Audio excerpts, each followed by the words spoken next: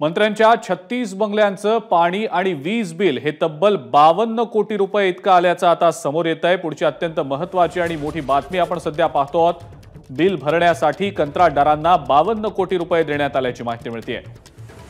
मात्र कंत्राटदारांच्या माध्यमातून हा बिल भरणा का असाही सवाल उपस्थित होतोय आणि याच संदर्भातली अधिक माहिती देत आहेत आपले प्रतिनिधी राजू सोनवणे। राजू, अजिंक्य, पाहतो आपण सार्वजनिक बांधकाम विभागाचा अजब कारभार जो आहे तो समोर आलेला आपल्याला पाहायला मिळतोय। मंत्र्यांचे एकूण 36 मुंबईत बंगले आहे आणि या बंगल्यांचं लाईट बिल आणि पाण्याचं बिल भरण्यासाठी जे आहे ते 6 वर्षांमध्ये तब्बल 52 कोटी रुपये जे आहे तो खर्च केलेला आहे आणि यामध्ये 26 कोटी रुपयांची बिल भरलेली आहेत। मात्र 26 कोटी रुपयाचं पुढे काय झालं याचा कुठल्याही प्रकारचा जो आहे तो हिशोब लागत नसल्याची माहिती समोर आलेली आहे।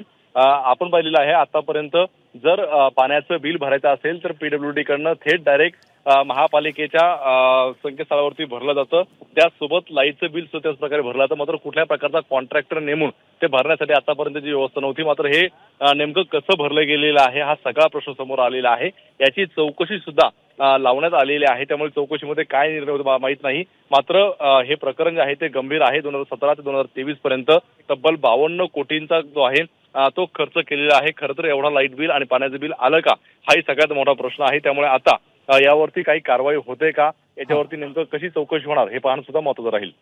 ठीक आहे राजू, धन्यवाद। सविस्तर माहिती आपण दिलीत त्याबद्दल। एबीपी माझा, उघडा डोळे बघा नीट।